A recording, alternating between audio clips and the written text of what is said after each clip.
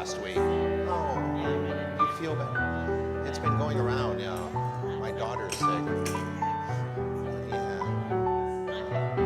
Well, I'm glad you're feeling better.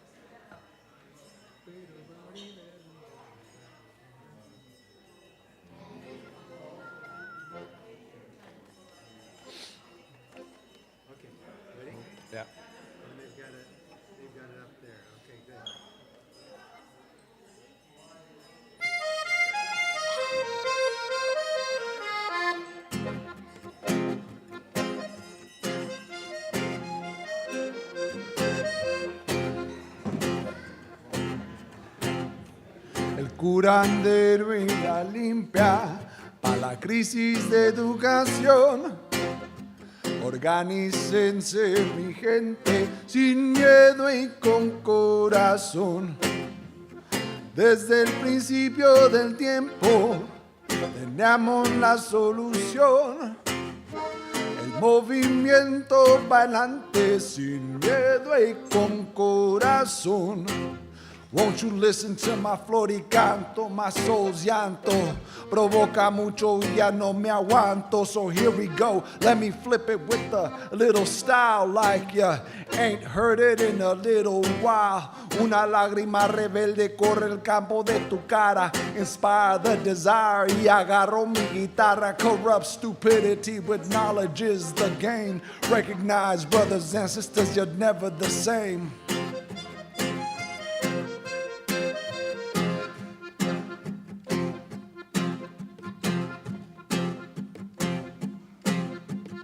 Curandero y la limpia para la crisis de educación.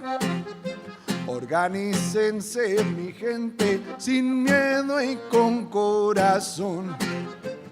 Desde el principio del tiempo teníamos la solución. Movimiento pa'lante sin miedo y con corazón. Walking and talking through verses on the horizon. Who laid the railroads over my pathways obstructing harmonics? Gave you precious metals in exchange. You gave us bubonic musical landscapes. In time reflect us plagued by the ironic. Purepecha crónicas through simple mathematics. Transplanters of your sky watchers. Early Chilean pragmatics. Jaguar que corres por califas. Breathing semi-psychotic. Who's got the rhythm and tempo to keep it moving aquatic?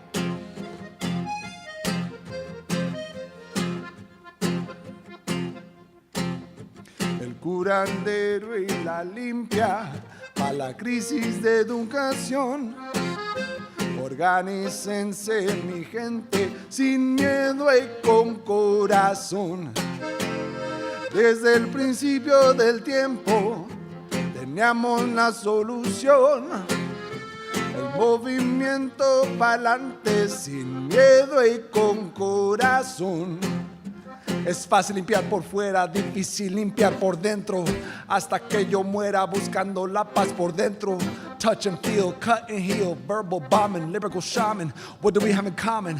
Tenemos la cura, la vida, humano, animal. No se preocupe, mi gente te cuida. El místico natural. Finding yourself, possessions of wealth. Want to learn more, hunger for knowledge. Going to war, going to college. They handing out guns, not handing out bucks. These damn politicians ain't nothing but crooks. El curandero y la limpia para la crisis de educación. Organícense mi gente sin miedo y con corazón. Desde el principio del tiempo teníamos la solución. El movimiento pa'lante sin miedo y con corazón.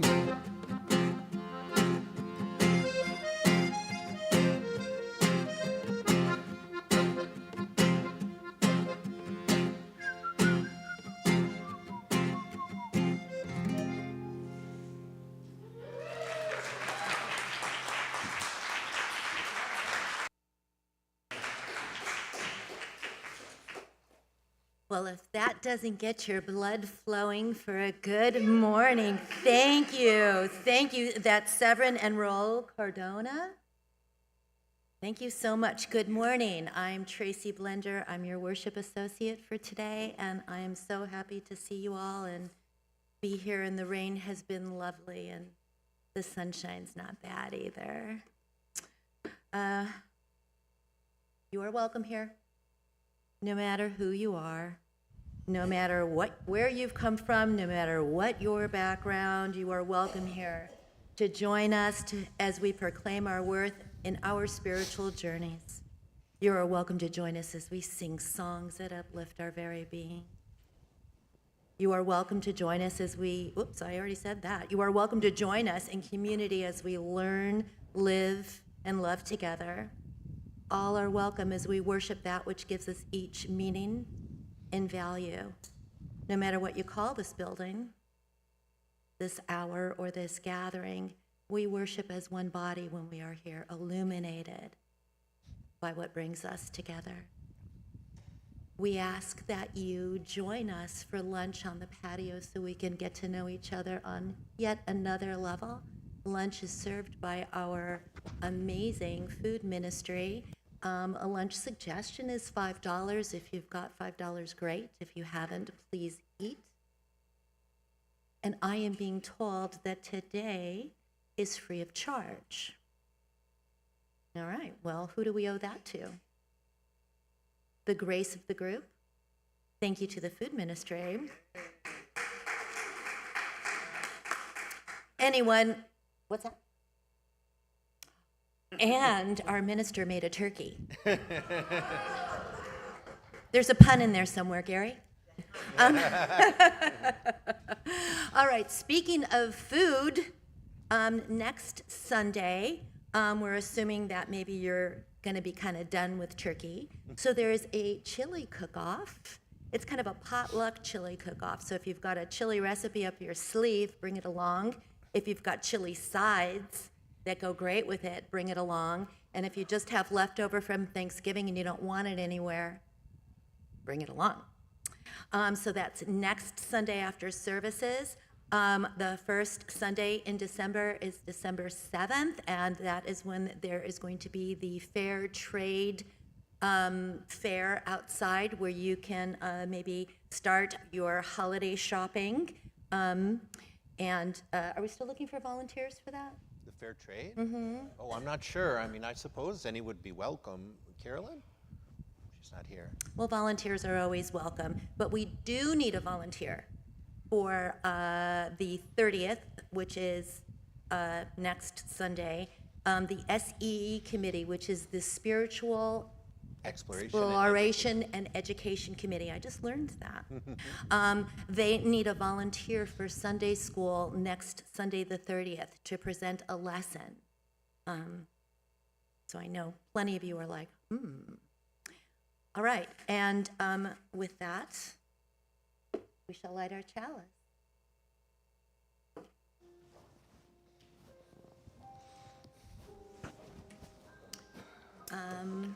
The flame of our chalice this morning is a symbol of warmth and brightness from our connections.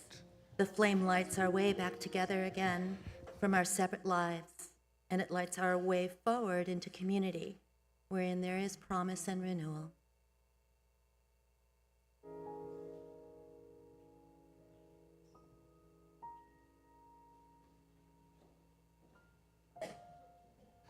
Thank you, Tracy. Good morning, everybody. I'm Pastor Joshua. So lovely to see everybody here. Thank you, Dr. Severn Brennan and Raul Cordona, for the wonderful music today. Yes. Thank you to everyone involved in this service, the planners, the ushers, the food ministry, Alex on the AV.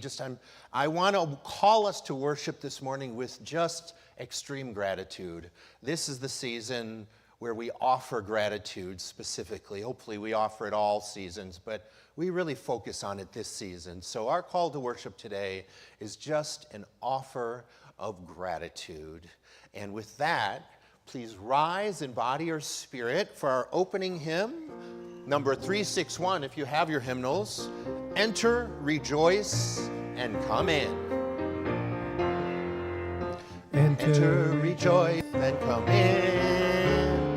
Enter, rejoice, and come in.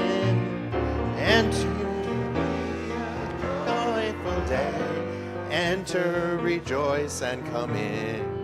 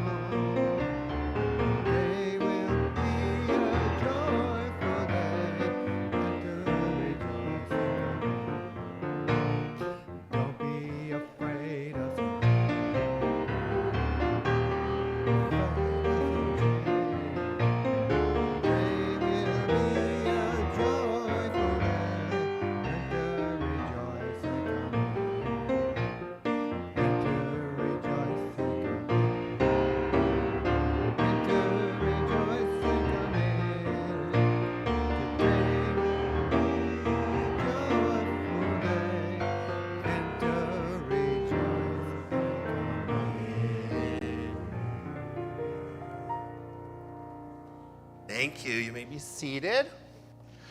Very excited today to have Lisa Seitz offering our moment for all ages. So everyone who is young or young at heart, please feel free to join us down here on the carpet in front.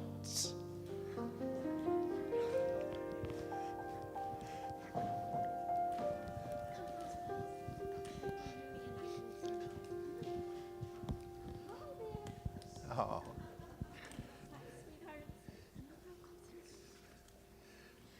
Okay. Have any of you ever lived where it's never had sunshine? Anybody ever lived somewhere where there's no light? Well, do you know of some places on the world? Oh, wait, Brendan may have an answer to that question. Yes? Yeah, Brendan has lived at the bottom of the ocean where there's no, oh, you haven't lived there, but there's no light down there. That's correct. That's correct. Yeah, and I don't think too many people live down there, but you never know. Yeah. That's true. Old basements. That's true. That is true. Yeah, but basements we can light with electricity, can't we? We can run some electric in there and plug it in, and so we can make light. It's true, old basements that haven't been used in years. I've seen some of those. Yeah. I've stayed away from some of those. So there are places in the world where people live that don't have any light for months and months and months. Do any of you know where that might be? Oh, not on the ceiling. Like Antarctica, Iceland, St. Petersburg, way up north. Yeah, and even in Norway. the United States, Yep. in Alaska, they have months and months when there's no light. So our story today is about, yes? That's a great question. Does it mean there's not a lot of plants in that place? That's true. There are certain plants that, and they need water too. That's true. There are different plants. No, for the water. But they have plants inside where they can turn on their lights. But in the sun just doesn't shine for months and months and months up there. So our story today is about the indigenous people of America. That's all of our continent. They have a story that explains how we got sunshine and light and how we have darkness as well. So this is a story of the indigenous people of our Americas, okay? Even before the oldest legend began, a legend which I have been told by the animals, Mother Earth was under the spell of the big sleep. The world was lost in darkness, enveloped in it as if it had been swamped by one great black wave. Not a single sound interrupted the profound silence. Perhaps the earth would never have awakened at all had it not been for the white cloud. It so happened that the white cloud opened its eyes and seeing nothing, seeing nothing but darkness, left its home in the north and slowly traveled eastward, cautiously finding its way. It soon met with danger. A terrible black cloud hovered in the east, the guardian of the big sleep, who alone could penetrate the pitch black darkness, and who was constantly on the alert, watching for any untoward movement. As soon as it caught sight of the white cloud groping and struggling across the sky, it bristled like a wild cat and flew forward to punish that trespasser. They clashed right above Indian country. The black cloud leapt upon the white brother and started to shower it with blows. The white cloud did not give way, but stood up to the attack. Only Manitou knows how the encounter would have ended. But just then, a strange, unprecedented thing happened. What does unprecedented mean? Anybody know? Yes. Unexpected. Kind of something that's never good. happened before. Yes, yes. Yes. As the two clouds fought, their sweat began to pour, and the drops joined up with one another until at last it began to rain. The rain brought life to the Indian country. The animals came running out from under the ground where they had been imprisoned by the big sleep.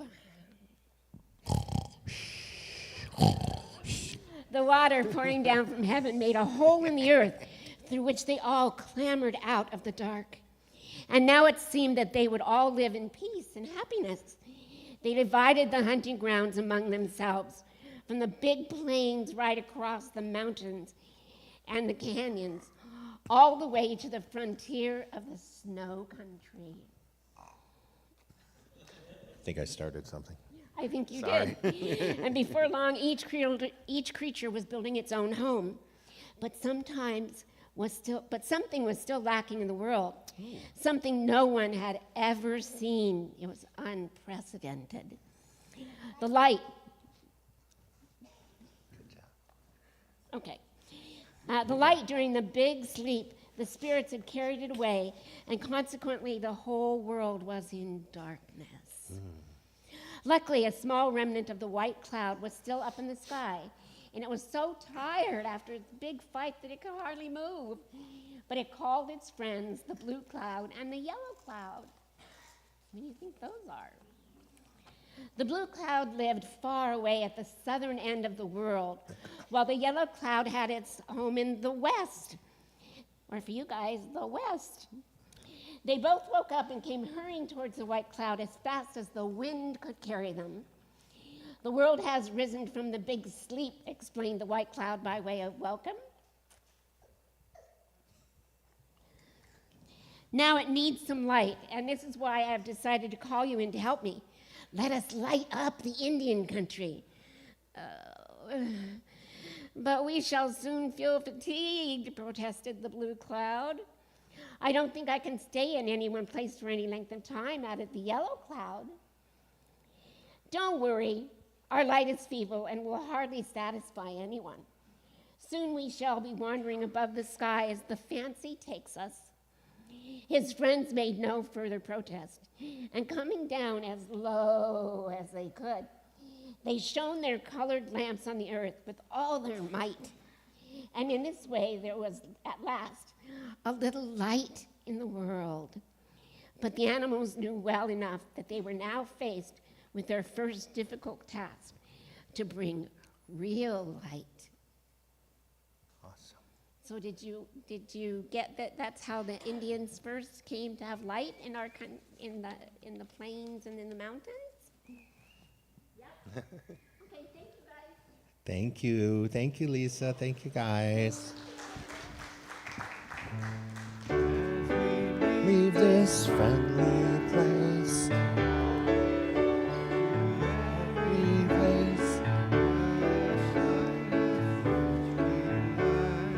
Light our hearts till we return.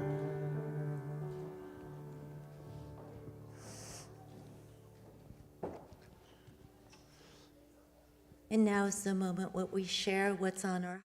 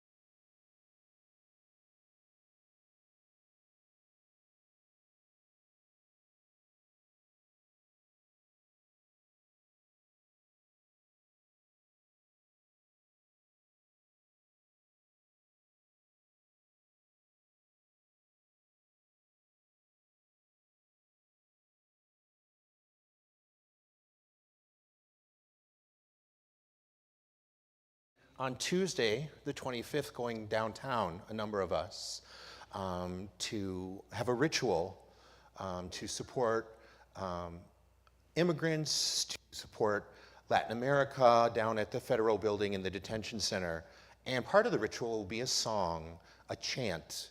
And I'd like Rachel to introduce it right now. And as we meditate on our joys and sorrows, sit together in power and in energy, we can all sing this chant together.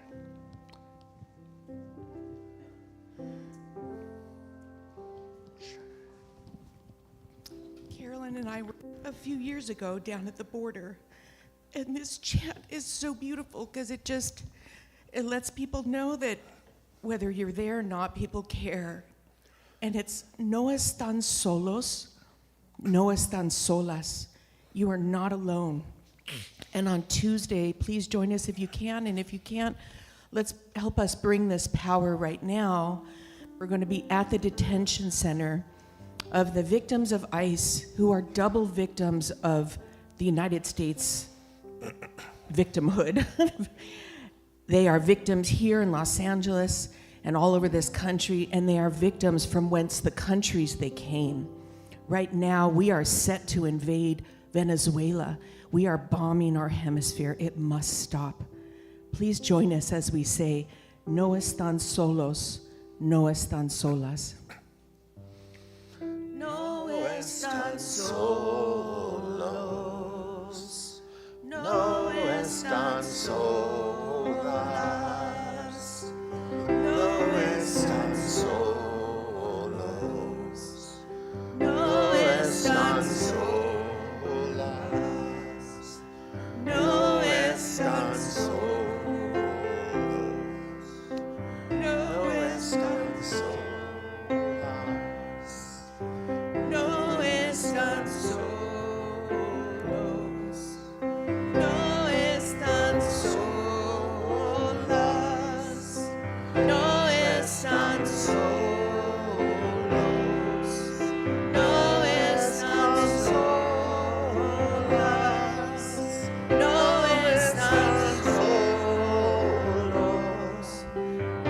están solos, no están solas. No están solos, no están solas. We are with you, Latin Americans, here and there. It must stop. Thank you. Oh. Thank you.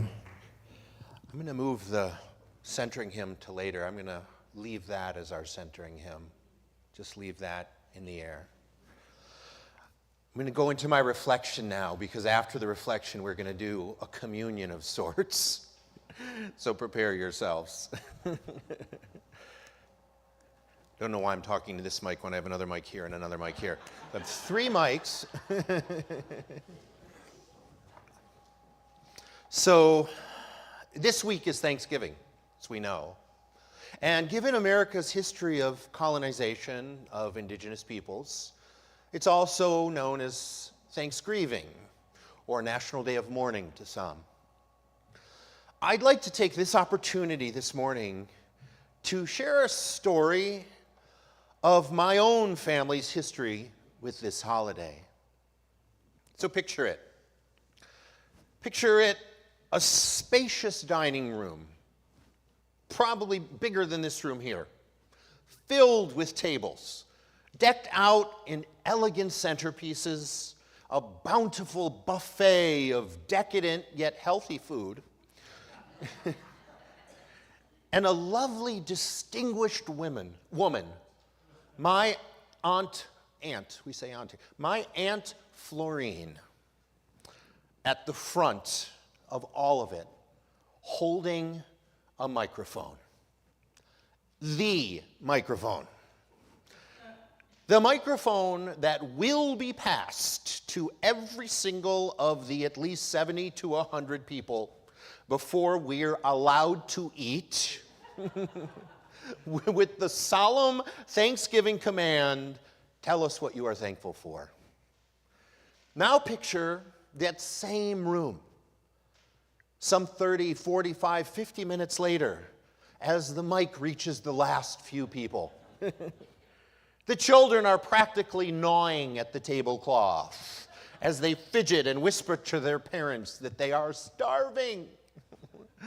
The last few adults mumble their thankfulness at lightning speed and pass the mic because the first few always deliver TED Talks for some reason.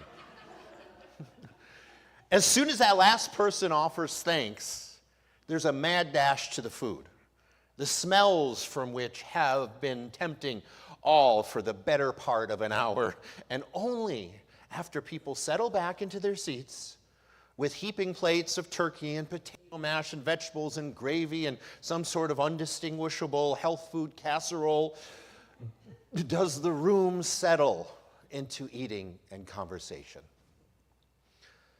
That was our Thanksgiving, our annual Thanksgiving at my Aunt Florine's. Aunt Florine, interesting name, by the way. My mom had a sister named Florine, and my dad has a sister named Faline. And the whole periodic chart of elements. Aunt Florine, she was one of my mother's two older sisters. And she was somewhat of a Detroit celebrity. Florine was the largest Weight Watchers franchise owner in the country. She had Weight Watchers franchises in the United States, in Canada, Mexico, everywhere. And yes, the irony of the overflowing buffet was never lost on us.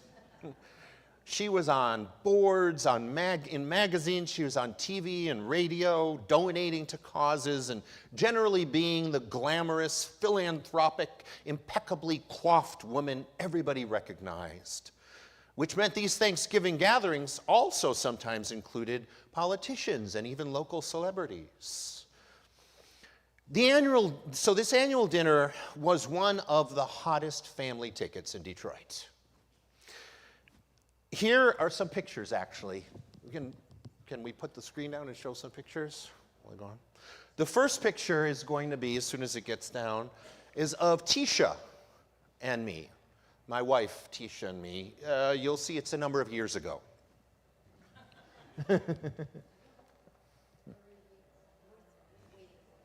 Yeah. There we are. Yeah, right.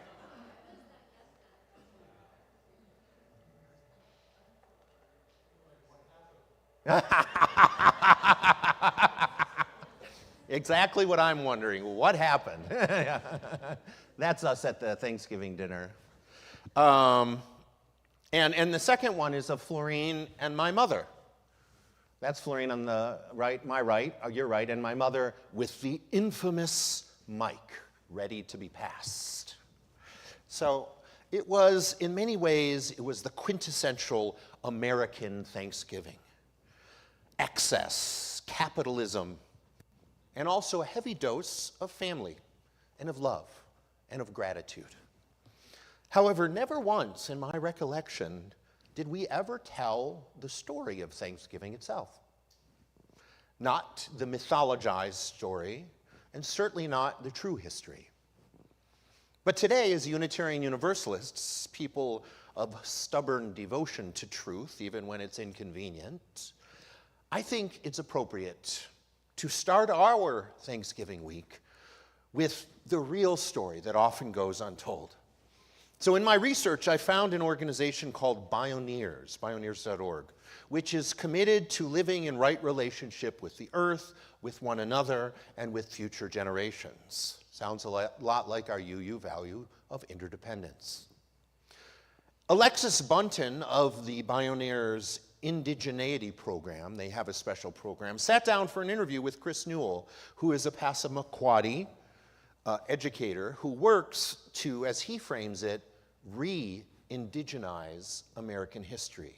Not decolonize, but re-indigenize, put back what was already there. And here are some slightly edited excerpts from that interview. History in America has always included Native people, revolution, industrialization, wars. Yet, they're not very well talked about in American history education, dehumanizing them, and rendering their culture relatively invisible, we teach kids myths. And we're doing a disservice to our children by not giving them all the facts. The narrative of that first Thanksgiving doesn't really appear in America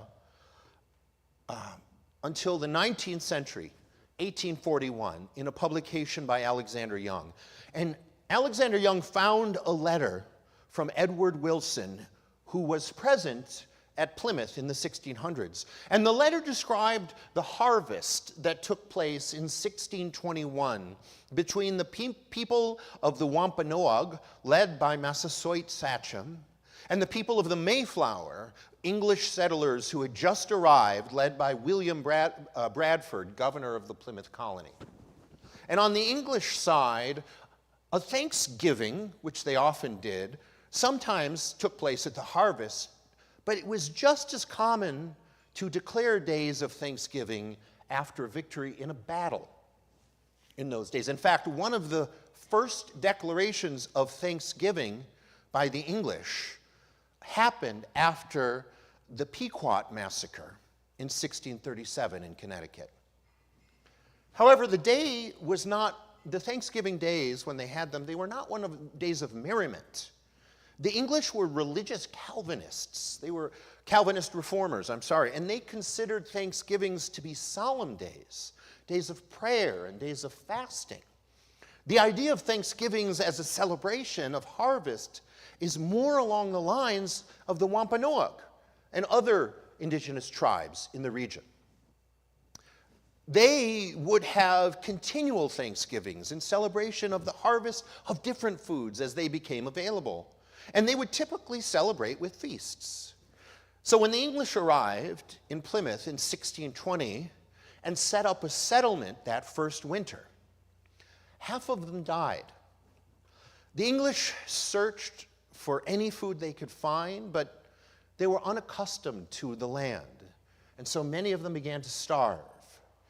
They even disturbed several Wampanoag graves to look for food. And they stole a cache of dried corn to survive. The English, they had grown vegetables back in England. They were farmers, but those same vegetables and those same plants and those same techniques that they knew did not work in the soil and the weather conditions of the new land. So they eventually had to learn horticulture from the indigenous peoples. And the tribes, they grew corn and beans and squash in what's called a complementary farming technique, where the crops they grow actually help each other grow. So that first feast would have been those vegetables, especially corn, which was the staple food of indigenous peoples. So reasonably, Massasoit and the Wampanoags were a little wary of Bradford's people. They were cutting down the trees. They were building permanent structures. They were changing the landscape. So Massasoit sent in a group of 90 warriors, which is considered a fighting force. And the English felt threatened by this. However, the English had guns, and they had new technologies. And those technologies were very interesting to Massasoit's people, and so they became engaged with each other in showing the technologies and trying to figure out how to use them. In fact, the English did a little showcase. They showcased their guns, doing military drills, apparently, at that first feast, which lasted 3 days. Yeah.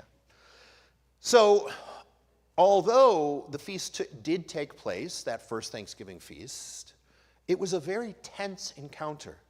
And it wasn't the happy time that the narrative of the first Thanksgivings that's been told in the 19th century and onward depict. Over the years, states in the Union, as the Union grew, different states began borrowing from the Wampanoag, and they began doing their own Thanksgiving as a celebration rather than a solemn day, a celebration of the harvest, mostly in November. It popped up here and there. And as for then the nationalization of the holiday, that was led by a woman who's relatively lost to history, but she did a lot. And her name was Sarah Josepha Hale. Hale was the first woman to publish a book in the English language, Northwood. In the Americas, I mean, in the Americas. She also wrote a little ditty, which she called Mary Had a Lamb. We've since changed it to Mary Had a Little Lamb. And she was the editor of a magazine called Godey's Ladies Book, which was the precursor to Ladies' Home Journal. Hale made it her mission to create the national holiday to bring together all of these states' holidays that were happening around the country. The idea of the typical Thanksgiving dinner then came from her description of a New England Thanksgiving dinner in her book, Northwood. Eventually, Hale became friends with President Abraham Lincoln and convinced him to proclaim Thanksgiving a national holiday on the last Thursday of November. It was done by proclamation for years after that before Congress finally made it an official national holiday. And thus, a myth was born that was popularized as a great American origin story in order to build nationalism. It was a myth that, depending on how we tell it, obscures the violence and the dispossession and the erasure that followed for indigenous peoples. So the authors of this article that I've just been quoting go on to talk about what we teach our children. And if we tell the honest history, it broadens their understanding of how their country came to be, beyond the fairy tale. It's a gift to them. But if we don't include all the good and the bad and the ugly, they explain in the article, we're not going to learn from it. And what's more, when we teach these things, this true American history, we don't teach them as a way to make people feel guilty, which is the excuse some use to erase American history. The idea in teaching it is to expose that this actually happened, and then to discuss it, and how going forward we can avoid making the same mistakes. If I ever get back to Michigan for Thanksgiving, and that microphone comes my way, that's the story I'm going to tell. I'd like to do it early in the program. Ideally before the children begin openly weeping with hunger, or the adults start pelting me with dinner rolls for preaching a 17th century lesson while the stuffing gets cold. My Aunt Florine has since passed. She died a few years before my mom died this year. But her daughters have taken up the mantle and now host their own lavish gatherings. So today I want to honor Florine's tradition of passing the mic. Don't worry. I've modified it heavily for both our religious sensibilities and our time constraints. I promise no one here will be waiting 45 minutes while someone on the other side of the room tells the story of how grateful they are for their new air fryer. The Unitarian Universalist congregation, in Unitarian Universalist congregations, many communities hold what's called a bread communion at this time of year, where they break bread together as a symbol. And Greg, we're going to do the communion next, so you might want to start getting the stuff together. It's together. Oh, perfect. Oh, wow. A bread communion, a symbol of shared gratitude and shared humanity is what the bread communion is. Today, I would like to propose something a little different, an energy communion, sharing our energy, a ritual where instead of passing bread, we pass intention, we pass positive energy, where instead of sharing what we're thankful for individually, we collectively offer our shared energy, our shared commitment to justice and to peace and the ongoing work of healing our world. One thing I learned from Aunt Florine's mic ritual is that gratitude is not meant to be hoarded. It's meant to be circulated, to be offered, to be shared. It is energy. And energy, when directed together, becomes power. And power, when used with compassion, becomes radical transformation. That's how it works. So in a moment, we'll do this communion. Thanksgiving is complicated. It can be joyful and it can be painful. It can bring families together and remind us of what is broken. It can be a celebration and it can be a reckoning. But as Unitarian Universalists, as people committed to truth and equity and interdependence, we know we don't have to choose between gratitude and honesty. We can hold both. Our gratitude can be wide enough to include the whole story. And our hearts can be big enough to honor both celebration and sorrow. Our communities can be courageous enough to speak the truth and can be loving enough to transform it. And so this Thanksgiving, when we all gather with loved ones, may we bring this fuller story with us. May we make space for the real history, the indigenous voices, for the truth beneath the myth. Truth beneath the myth. Say that 10 times. May we let our gratitude be humble and honest and expansive. And may we be part of a future where all peoples and all stories are honored. And now, adapted from a communion called Thanks Grieving Bread Communion, I've adapted it by Sherry Prudhomme, we will begin our communion. For those people who are new, you're going to be like, what is this church doing? Okay. Though the ritual of breaking bread together is one that has been shared, as I said, by the human family in various forms for millennia, giving thanks for the harvest, a prayer that the earth will sustain life once again. In the Christian, in the Jewish traditions, the bread was broken together during a Passover meal, as we know, the Last Supper, asserting that the forces of empire and the forces of violence and evil would not extinguish the forces of life and love. Many of our partner churches in Transylvania hold a communion of remembrance 4 times a year. They do it Christmas, Easter, Pentecost, and Thanksgiving, which is celebrated actually as a religious holiday in September in Transylvania.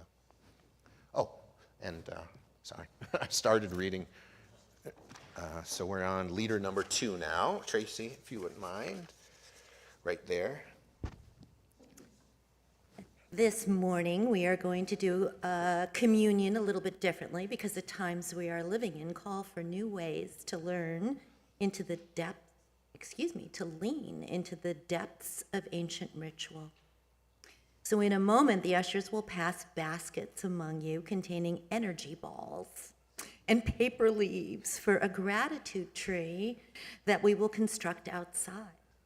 The energy balls are made with bananas, almond butter, honey, chocolate chips, flaxseed, chia seed, unsweetened shredded coconut, almond flour, coconut flour, nutmeg, cinnamon, pumpkin spice mix.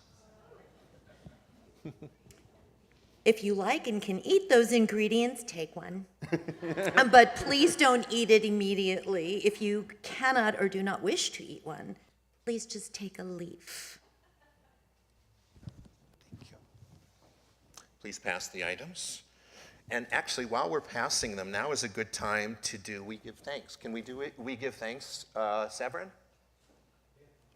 We'll do our hymn number 1010 while we're passing those around.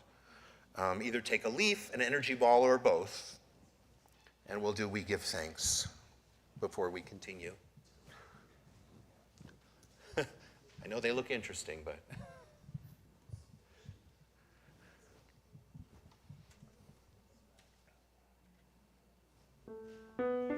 Here we go. Oh, we give thanks for this precious day.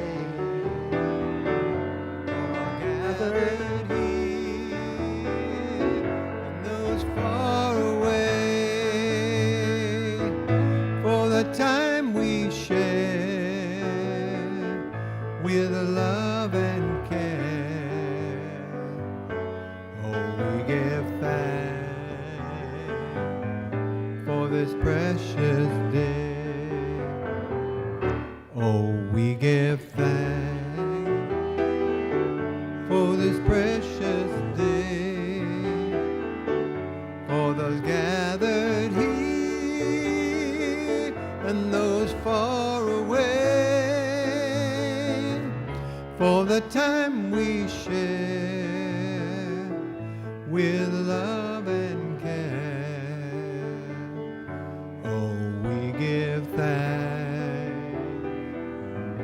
for this precious day.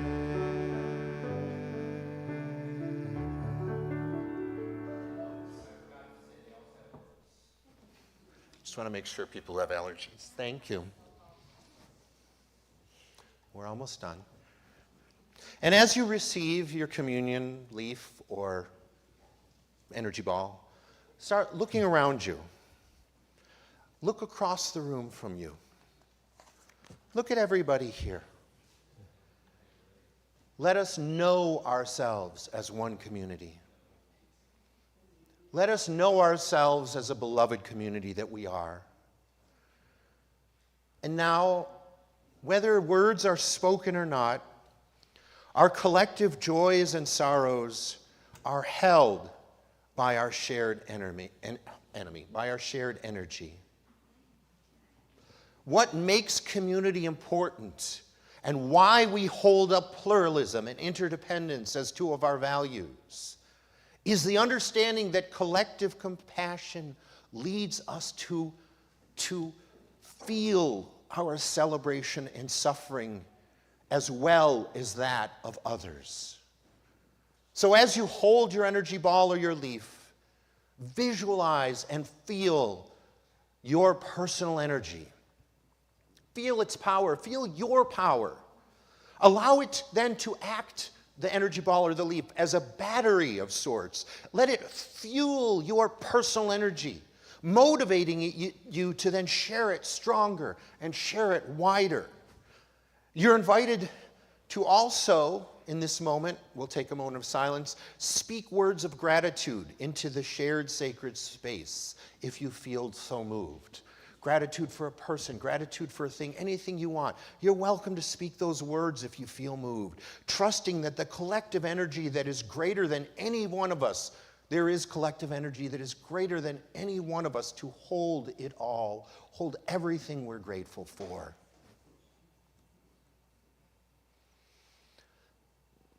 It is up to each of us to share our personal energy in positive, profound, transformative, and loving ways with the energy of humanity. And in that sentiment, after the service, there are going to be pens on the tables out there when we're having lunch. Please write something that you are grateful for, someone you are grateful for, someone maybe you are mourning, something you are missing, but that you're grateful for, anything, on the leaf that you have. We're going to have a gratitude tree later, and we're going to hang all those leaves on the tree. Either, if the tree is here, it was supposed to be delivered today, we'll hang them today. If not, we'll hang them tomorrow. And that tree will be placed outside and lit up. So please remember to write something grateful on the leaf. Leader number 2. Sure. In the space of our gathered community, the energy is powerful. There is so much we are mourning and so much for us to be grateful for. So much love and care, passion and dedication present right here. Our life together as a community is a blessing, and each of us is a source of powerful energy for which we can be grateful. We each make a difference.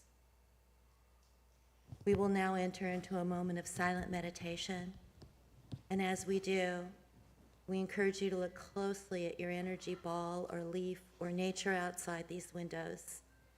See the miracle of it, made from the ingredients that sustain life and provide energy to our bodies.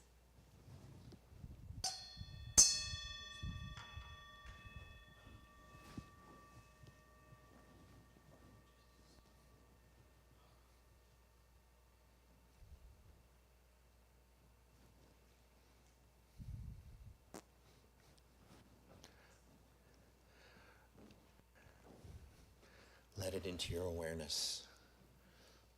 Let that gratitude into your awareness. Gratitude for all that gives you life, for all that sustains you. We are going to take into our bodies. So finally, when you're ready, you can consume the energy ball or bring the leaf up to your heart. symbolically powering the cells of your own body, symbolically powering your spirit, that we may all continue to send our energy, to send our loving energy into the world, that it may help positively transform the world, that we continue to grieve, and that we continue to love.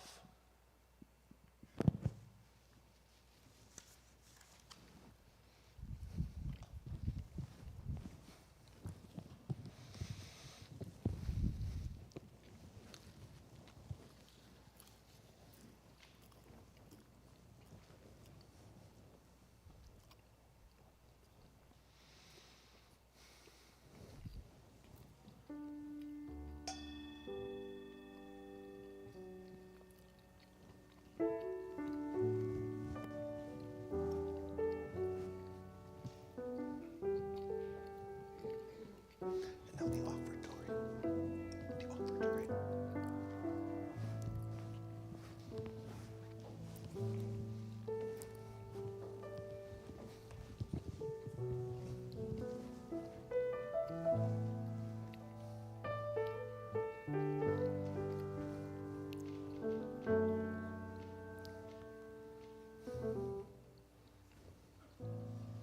We're waiting for each other, aren't we? All right, then. Now is the time for our offertory. Please give generously as the baskets come around. An offering is part of our community and how we share our love.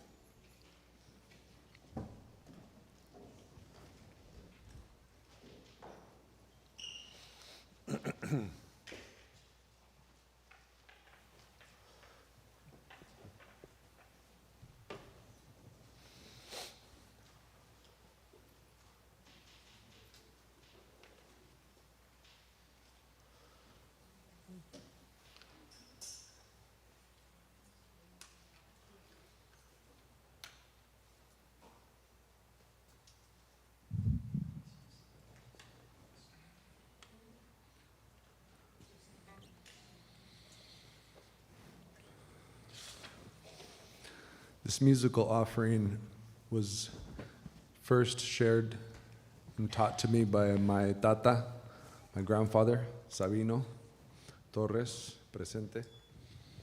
He was a musician, troubadour, and music leader.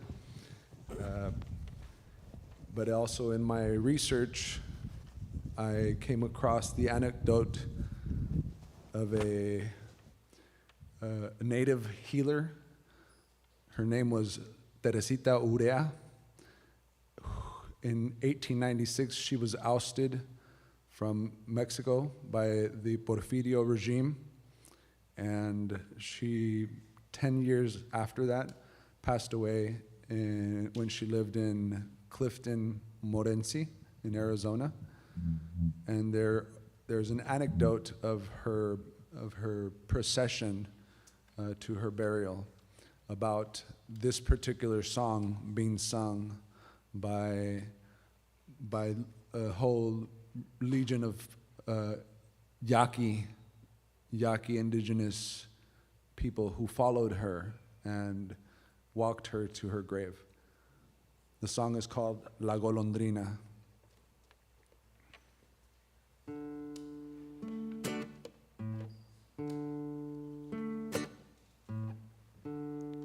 ¿A dónde irá, veloz y fatigada, la golondrina que de aquí se va? Por si en el viento se hallará extraviada,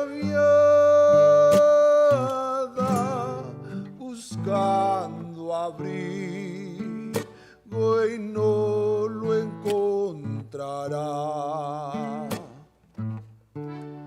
Junto a mi pecho le pondré su nido,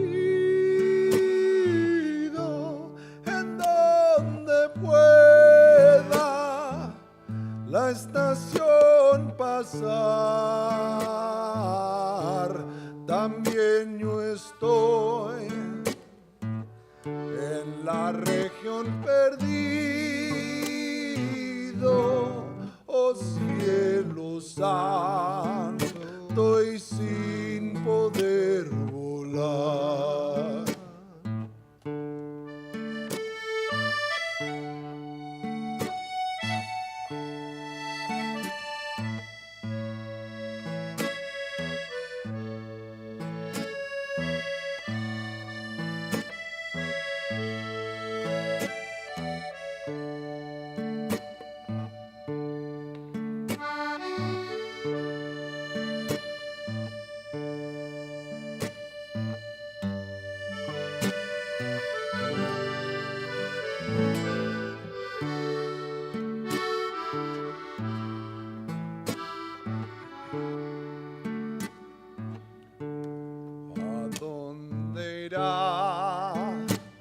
Veloz y fatigada, la golondrina que de aquí se va, por si en el viento se hallará extraviada, buscando abrigo y no lo encontrará. Junto a mi pecho le pondré su nido, en donde pueda la estación pasar. También yo estoy en la región perdido, oh cielo santo, y sin poder volar. Oh cielo santo, y sin poder volar.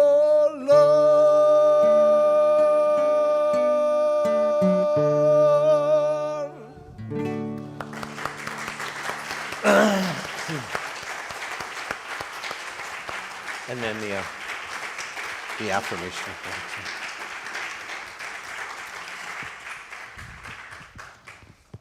Thank you so much, and let's do our affirmation of gratitude, shall we?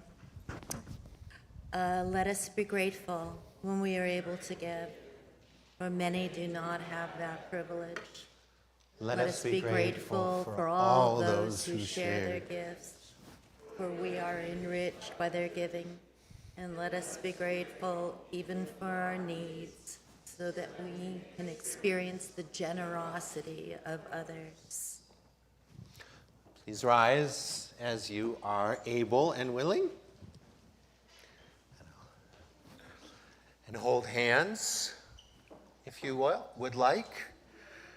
This beloved community is dedicated to the proposition that within all our differences, in all our diversity, there is a unity that makes us one, a bond that holds us together in spite of time and death and the space between the stars.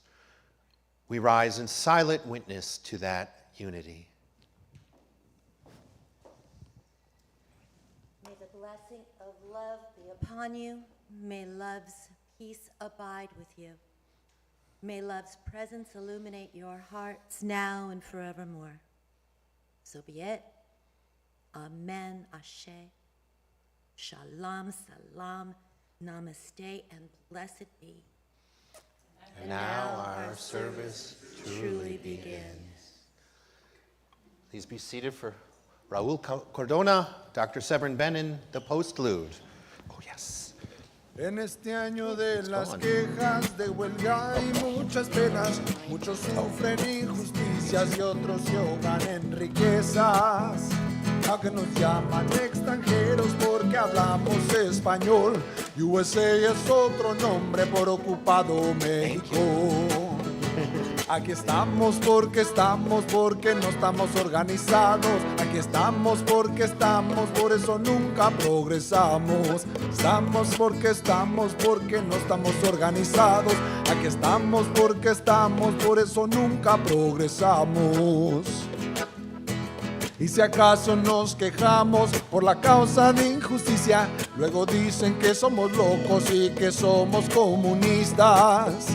Pero en guerra somos primero para pelear por la nación, pero junta de generales lo que caiga pa'l cañón. Aquí estamos porque no estamos organizados. Aquí estamos porque por eso nunca progresamos. Aquí estamos porque no estamos organizados. Aquí estamos porque por eso nunca progresamos. Esta lucha no se acaba y no hay fin para descansar. Mientras que existan estas cosas va a haber mucho de qué quejar. Pero basta con las quejas para no sufrir jamás y unirnos en la causa para poder vivir en paz. Aquí estamos porque no estamos organizados. Aquí estamos porque por eso nunca progresamos. Aquí estamos porque no estamos organizados. Aquí estamos porque por eso nunca progresamos.